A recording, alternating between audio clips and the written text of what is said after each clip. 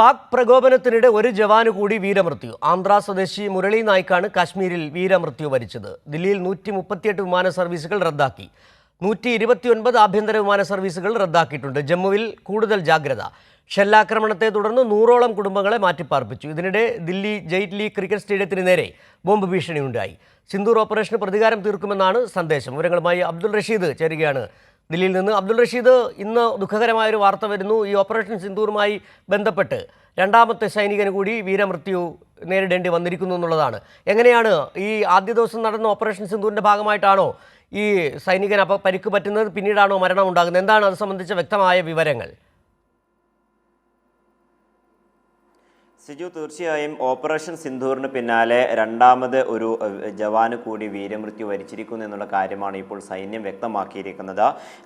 M Murali നായിക്കിനാണ് ജീവൻ പൊലിഞ്ഞിട്ടുള്ളത്. അത്തരത്തിലൊരു വീരമൃത്യു മരിച്ചിരിക്കുന്ന കാര്യം ഇപ്പോൾ സൈന്യവും വ്യക്തമാക്കിയിരിക്കുകയാണ്. ആന്ധ്രാപ്രദേശ് സ്വദേശിയായ ഇദ്ദേഹം 27 വയസ്സുകാരനാണ്. പ്രത്യേകിച്ചും ഈ സിന്ദൂർ ഓപ്പറേഷനുമായി ബന്ധപ്പെട്ട് ഇയാളെ പ്രത്യേകിച്ച് ആന്ധ്രാപ്രദേശിൽ നിന്നും ഇങ്ങോട്ടേക്ക് നിയോഗിക്കുകയായിരുന്നു. അതായത് സർവീസിൻ്റെ ഭാഗമായി ഈ മേഖലകളിലേക്ക് നിയോഗിക്കുകയായിരുന്നു. ജമ്മു കാശ്മീരിൻ്റെ അതിർത്തി മേഖലകളിൽ വെച്ചാണ് ഇയാൾക്ക് വെടിയേറ്റിട്ടുള്ളത് എന്ന കാര്യമാണ് ഇപ്പോൾ സൈന്യത്തിൻ്റെ ഭാഗത്തു നിന്ന് നമുക്ക് മനസ്സിലാക്കാൻ സാധിക്കുന്നത്. സമയത്തുമായി ബന്ധപ്പെട്ട കൂടുതൽ വിവരങ്ങൾ ഇനിയും സൈന്യം പുറത്തുവിടേണ്ടതുണ്ട്. കാരണം നേരത്തെ ഇയാൾക്ക് പരിക്കേറ്റുകയും പിന്നീട് ആശുപത്രിയിലേക്ക് മാറ്റുകയും ചെയ്യുന്നു. ജമ്മു കാശ്മീരിലെ അതിർത്തിയിൽ നിന്നും ഇയാൾക്ക് പരിക്കേറ്റവും പിന്നീട് തുടർ ചികിത്സയ്ക്കായി, വിദഗ്ധ ചികിത്സയ്ക്കായി ഈ മേഖലകളിലേക്ക് കൊണ്ടുവരുന്നതിൻ്റെ ഭാഗമായി സൈന്യത്തിൻ്റെ പ്രത്യേക ഹെലികോപ്റ്ററുകളിൽ ഇയാൾ കൊണ്ടുവന്നിരുന്നു. ഇതിനിടെയാണ് ഈ ജവാന് ജീവൻ പൊലിഞ്ഞിട്ടുള്ളതെന്ന കാര്യമാണ് ഇപ്പോൾ സൈന്യങ്ങളടക്കം വ്യക്തമാക്കുന്നത്. എന്തായാലും നിലവിലിപ്പോൾ സിന്ദൂർ ആക്രമണത്തിന് ശേഷം, അല്ലെങ്കിൽ സിന്ദൂർ ഓപ്പറേഷന് ശേഷം ഇപ്പോൾ രണ്ടാമത്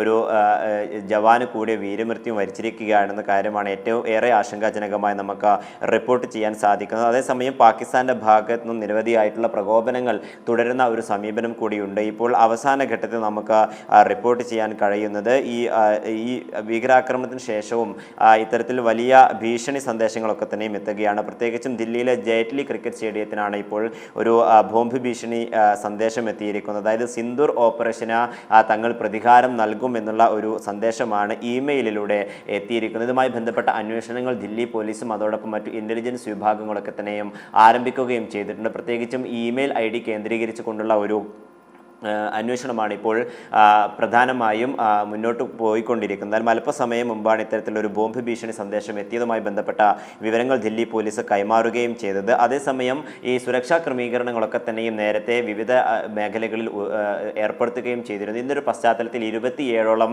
വിമാനത്താവളങ്ങൾ രാജ്യത്തിൻ്റെ ഉത്തരേന്ത്യൻ സംസ്ഥാനങ്ങൾ കേന്ദ്രീകരിച്ചുകൊണ്ട്, പ്രത്യേകിച്ചും ഈ അതിർത്തി മേഖലകളിലുള്ള സംസ്ഥാനങ്ങൾ കേന്ദ്രീകരിച്ചുകൊണ്ട് അടച്ചിടുന്നൊരു സാഹചര്യം ഉണ്ടായിരുന്നു. ഇപ്പോൾ ദില്ലിയിൽ 138 വിമാന സർവീസുകൾ ഇന്ന് റദ്ദാക്കിയിട്ടുണ്ടെന്നുള്ള വിവരമാണ് ഇപ്പോൾ ദില്ലി ഇൻ്റർനാഷണൽ വിമാനത്താവളത്തിൽ നിന്ന് നമുക്ക് ലഭ്യമാകുന്ന വിവരം. ഇതിൽ 129 ആഭ്യന്തര വിമാന സർവീസുകളാണ്. അതോടൊപ്പം ദില്ലിയിലേക്ക് എത്തുന്ന 4 അന്താരാഷ്ട്ര വിമാന സർവീസുകളും ദില്ലിയിൽ നിന്ന് പുറപ്പെടേണ്ട 5 അന്താരാഷ്ട്ര വിമാന സർവീസുകളും റദ്ദാക്കിയിട്ടുണ്ട് എന്നുള്ള കാര്യമാണ് ഇപ്പോൾ ദില്ലി എയർപോർട്ടിൽ നിന്ന് നമുക്ക് വ്യക്തമാകുന്നത്. പ്രത്യേകിച്ചും ഈ അതിർത്തി മേഖലകളിലേക്ക്, അതായത് രാജസ്ഥാൻ, പഞ്ചാബ്, ഹരിയാന തുടങ്ങിയിട്ടുള്ള ജമ്മു കാശ്മീരിൻ്റെ വിവിധ മേഖലകളിലേക്ക്, ചണ്ഡീഗഡ് എയർപോർട്ടുകളിലേക്കൊക്കെ തന്നെയും പോകുന്ന ആഭ്യന്തര സർവീസുകളാണ് ഇപ്പോൾ റദ്ദാക്കിയിട്ടുള്ളത്. അതേസമയം തെക്കേ ഇന്ത്യൻ ഭാഗങ്ങളിലേക്കുള്ള സർവീസുകളൊന്നും തന്നെ ഇതുവരെയും റദ്ദാക്കിയിട്ടില്ല. പ്രത്യേകിച്ചും ഈ കർണാടക, തമിഴ്നാട്, കേരളം അടക്കമുള്ള വിവിധ മേഖലകളിലേക്ക് ഇതുമായി ബന്ധപ്പെട്ട സർവീസുകൾ ഇപ്പോഴും തുടരുന്നുണ്ട് എന്നുള്ള നിർദ്ദേശവും ഇപ്പോൾ